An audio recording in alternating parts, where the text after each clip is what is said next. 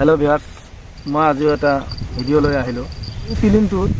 মানে কোর্স ঢালতে ইয়াক কি কৰিব লাগিব প্ৰথম সেইটো এক্সট্ৰাডাৰ ঢালিব লাগিব একবাৰ ফিল্ম কৰাতে লেৱাট কৰা গেল এবাৰ আৰু একবাৰ চেক কৰিব লাগিব এক্সট্ৰাডাৰ যেটো সৰু সৰু বেছ বুলিও কয় কাইবা মানে 4 ইঞ্চি 5 ইঞ্চি কৰি এটা ঢালাই কৰি দিব লাগে সেইটো হল কলম বা পোস্টৰ মেইন কাম সেইটো কাৰণ সৰু সৰু তক্তা কাটিং কৰি বেছ বনায় বা এক্সট্ৰাডাৰ বনায় কিছুমান মানুহ বেছ বুলি কয় কিছুমান মানুহ এক্সট্ৰাডাৰ বুলি কয় এইবিলাক কেনেকৈ বনাব লাগে আৰু কেনেকৈ পাৰফেক্ট কৰিব লাগে মই এইবিলাকে আপোনালোকক আজি দেখাম আৰু এইবিলাক নাঢালিলে কি হ'ব মই হেতুও আপোনালোকক বুজাই দিম হেতু নাঢালিলে তো আপোনালোকে কোৰ্স ঢালিবই নোৱাৰে পাৰফেক্ট কৰি আৰু হেতু ঢালাৰ পিছতহে কভাৰিং কিমান থাকিব লাগে আৰু মানে ইয়াৰে ডিটেইলছ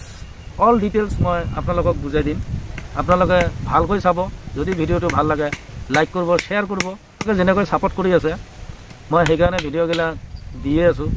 আৰু বেছি বেছি শ্বেয়াৰ কৰি দিব যাতে বেলেগও চাব পাৰে যেটো এক্সট্ৰাডাৰ বুলি কয় বা বেছ বুলি কয় হেতু কিয়া ঢালিব লাগে বা কেনেকৈ বনাব লাগে আৰু কেনেকৈ বনালে ইজি হয় আৰু ড্ৰয়িংখন ক'ত ক'ত ব্যৱহাৰ কৰিব লাগে হেতুও এটা লেআউট বুলি ধৰিব পাৰি কাৰণ হেতুৱে মেইন ইয়াৰ পৰা আৰু একো নহয় ইয়াৰ পৰা ডাইৰেক্ট কোৰ্স উঠি যাব তাৰ পিছত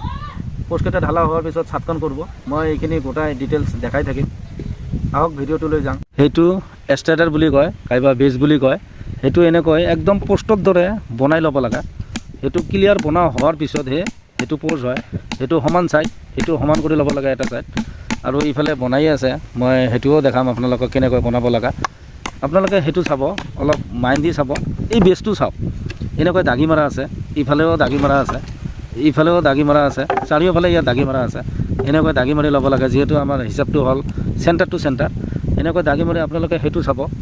এইটো পাৰফেক্ট আছে নে নাই যেটো গুণিয়াটো আৰু এই গুণিয়াটো এনেকৈ জুখব আপোনালোকক মই দেখাই আছোঁ কেনেকৈ জুখি আছে আৰু কেনেকৈ মিলাই আছে হেতুও এনেকৈ দাগি মাৰি দেব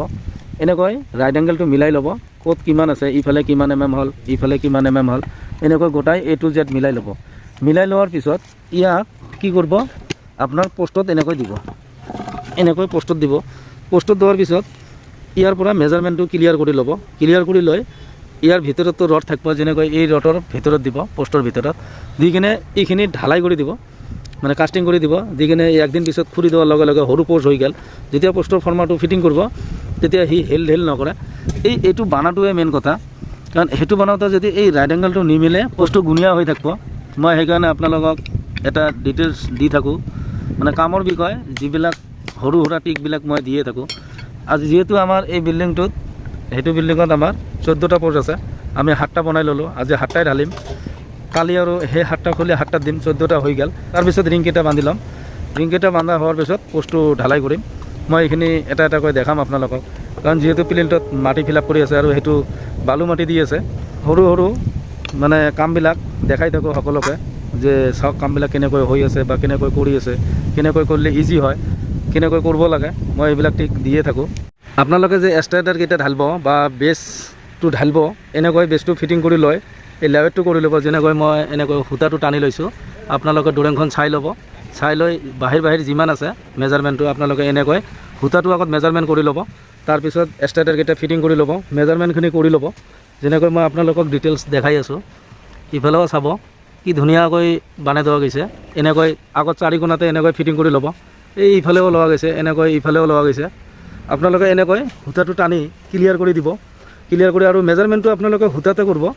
কিহৰ কাৰণে সূতাটো যদি ঠিক হয় আপোনালোকে তেতিয়া পলন কৰি এক্সট্ৰাডাৰ কেইটা বহাই লয় আপোনালোকে ধুনীয়াকৈ কৰি দিব পাৰিব একদম ইজি প্ৰচেছ ইমান টেনশ্যন নহয় মই আপোনালোকক দেখাই আছোঁ কেনেকৈ বান্ধি দেওয়া গৈছে এনেকৈ সূতাটো টানি লোৱা গৈছে আৰু পানীটো এনেকৈ মাৰি পুৰা চাফা কৰি দিব যাতে অলপ বালি তালি নাথাকে এনেকৈ পুৰা ক্লিন কৰি ল'ব এনেকৈ কৰি ল'ব কৰি লৈ চাফা হোৱাৰ পিছত এনেকৈ এক্সট্ৰাডাৰটো ঢালি দিব এক্সট্ৰাডাৰটো ঢালি দিলে টেনশ্যন নাথাকে আৰু ঢালাইটো অলপ চিমেণ্টটো সাধাৰণ বেছি দিব যিহেতু তলৰ বেছ সেইটো এনেকৈ গোটেইকেইটাতে পানী মাৰি চাফা কৰি ল'ব অলপো যাতে মাটি বা বালি এইবিলাক একো নাথাকে যেনেকৈ আপোনালোকক মই দেখাই আছোঁ কেনেকৈ চাফা কৰি দিছে এনেকৈ পানী মাৰি দিব আৰু এইখিনিয়ে মই আপোনালোকক বুজাই দিলোঁ যদি আপোনালোকে বুজি পোৱা নাই আপোনালোকে কমেণ্ট কৰিব মই নিশ্চয় এনেকৈ জনাই দিম আৰু বুজি নাপোৱাৰ কোনো কথাই নাহে সকলোৱে বুজি পাব ইমান ধুনীয়াকৈ বুজাই দেওয়াৰ পিছত আৰু বুজি নাপোৱাৰতো কথাই নাহে কামি এটা দেখাই আছোঁ সেইটো বাঁহ ফাল্টি কৰি লোৱা গৈছে সেইটো কিহৰ কাৰণে লোৱা গৈছে যেটো কেৰা বুলি কয় ভাষাত সেইটো কেৰা বুলি কয়, কাৰণ আমাৰ মিস্ত্ৰী মানুহ ক'লে ভুল হ'ব। য'ত যি ভাষা সেইটো তাতে সেয়ে ক'ব।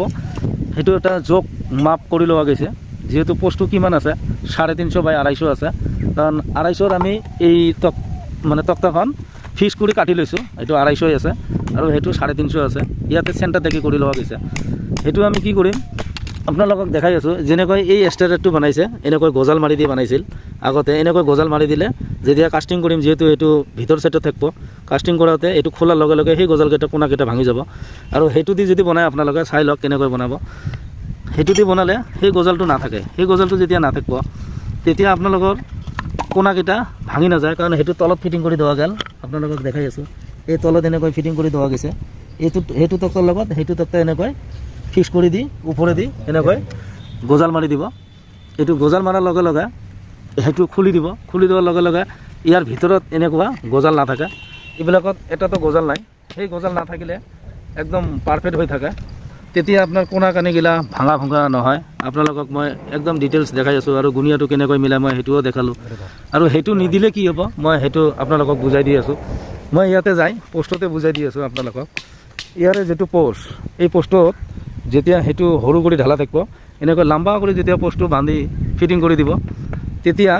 সেইটো যদি নেদায় ৰড বান্ধি দেয়, সি হেল হয় কোবা কবিতে হাতুৰি দি যেতিয়া কোবাব সেইটো হেল হ'ব। সেইকাৰণে সেইটো দিব লাগে। সেইটো দিলে পাৰফেক্ট হৈ থাকে। সেইটো কাষ্টিং হৈ গ'ল। ইয়াতে ফৰ্মা ফিটিং কৰি আপোনালোকে যিমানে কোবা কবি কৰক সি অলপো নিহিলে। সেইকাৰণে সেইটো দিব লাগে, প্ৰত্যেকটাতে দিব লাগে। আৰু পিলিনটো হৈ গ'ল, এতিয়া সেইটোৰ কাম। সেইটো দিয়াৰ পিছতহে আপোনাৰ পোষ্টকেইটা ঢালিব, সেইটো চিৰিখন হ'ব। মই আজিৰ ভিডিঅ' এইখিনিতে শেষ কৰিলোঁ। ইয়াৰ নেক্সট ভিডিঅ'ত লগ পাম।